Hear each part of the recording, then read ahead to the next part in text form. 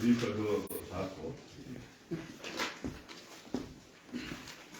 ये जो हमारी सूत्री मांग है, इसमें जो सबसे पहली मांग है सेब का दाना MSP जो ना होती है, इसमें उसको प्राइस जो है होना चाहिए।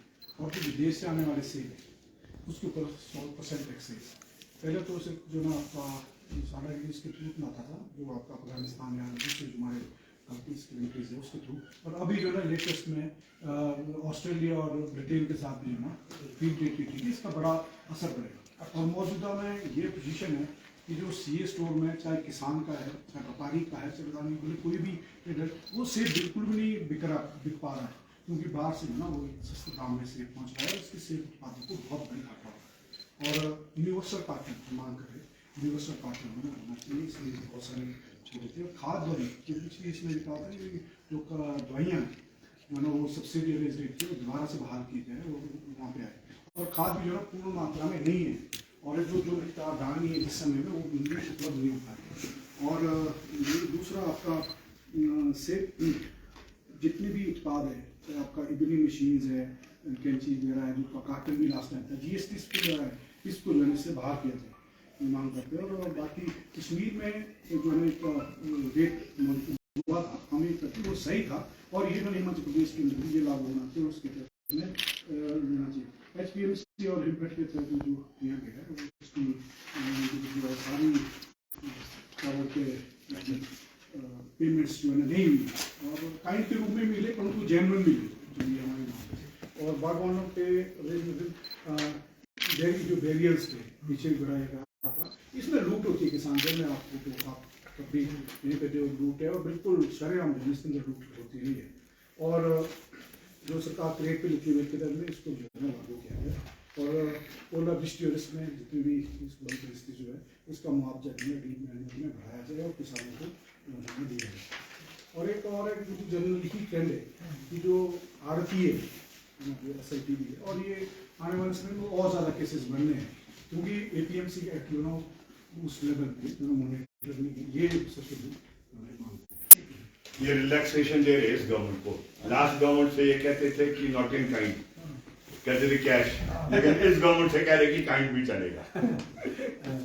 नहीं, हम ये है कि ज़्यादा गवर्नमेंट का क्वेश्चन नहीं है, अभी हम एक पॉजिटिवली समझते हैं कि भी इसके बीच में 2-3 मंत्री है प्राइवेट सेक्टर जो कि भी उस प्रोटेस्ट का हिस्सा होती है, किसानों के साथ लेते हैं। हम एक पॉजिटिव व्यू से जो है ना लेते हैं कि है ना उम्मीद है कि हमारी मांगे जो है मुख्यमंत्री आपके माध्यम से।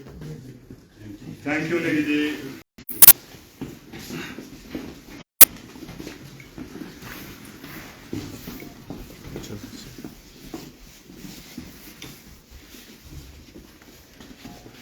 दो जी प्रेस वाइट दे देंगे सेब उत्पादक संघ के अध्यक्ष।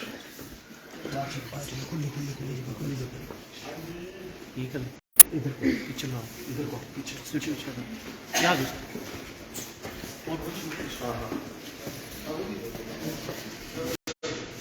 पीछे और आ जाओ, पीछे खुले में यहाँ पे खड़ा ताकि सर यहाँ पे आ जाओ।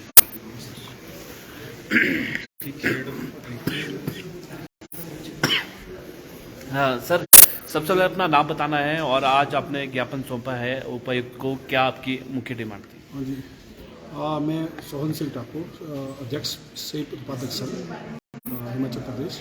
ये हमने जो आज 11 सूत्री मांग पत्र दिया है, ये पिछले 1 साल से लेकर जब से सेब उत्पादक संघ इसके अंदर आया, ये हमारा पिछली सरकार से भी और जो मौजूदा सरकार है उसके लिए भी संज्ञान के लिए हमने ये जो ना मांग पत्र जो है ना अभी DC साहब के माध्यम से मुख्यमंत्री जी को दिया है। हम ये समझते हैं कि भी जो आपका सेब है ना, इसका MSP घोषित होना चाहिए, एक मिनिमम जो है इसका प्राइस है ना, एक मैकेनिज्म इसके तहत में होना चाहिए।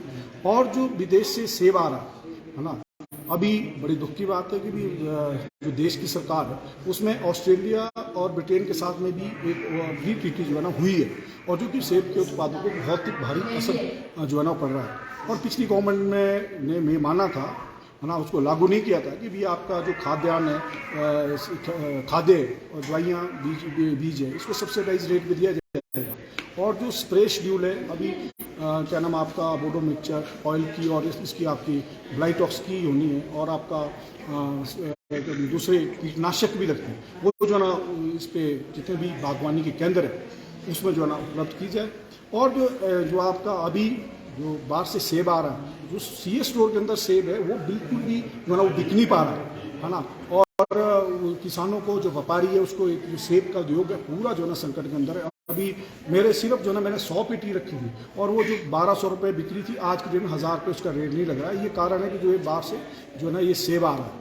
और दूसरा है कि जो APMC जो पिछले सरकार के तौर में एक लूट चली थी, जो बैरियर्स लगे हुए हैं और जो बकाया राशि है वो जो है ना किसानों को अभी तक नहीं मिली है ना। और काइंड की बात करते हैं, अगर वो गुणवत्ता वाला काइंड जो है ना देंगे, TSO या कोई चीज़ देंगे तो हमें उसमें कोई गुरेज नहीं है, परंतु गुणवत्ता वाली चीज़ दी जाए। बागवान वहीं देखें तो अपनी मांगों को लेकर लंबे समय से संघर्ष कर रहे हैं और पिछली सरकार के खिलाफ आपने कई प्रदर्शन भी किए हैं। तो क्या अगर आपकी बातें नहीं मानी जाती हैं, आपकी मांगें नहीं मानी जाती हैं, तो अब फिर से आप प्रदर्शन पर उतरेंगे? हाँ, देखिए ऐसा है कि हम एक पॉजिटिवली नई सरकार आई है ना, एक हम उनसे उम्मीद रखते हैं और इसलिए भी उम्मीद रखते हैं कि इसके अंदर में अभी जो फौरी जो कैबिनेट भी बनी और 2 मंत्री ऐसे थे जो कि हमारे आंदोलन और इसके अंदर भली बात रूबरू है, रोहित ठाकुर जी और विक्रमादित्य जी, और जो आपका PCS बने मोहनलाल ब्राक्टा जी और जनाटा जी MLA बने, ऐसे प्रतिनिधि आए हैं जो कि भी इस आंदोलन का हिस्सा रहे हैं और उन्होंने इस बात को समर्थन किया था। हम उम्मीद करते हैं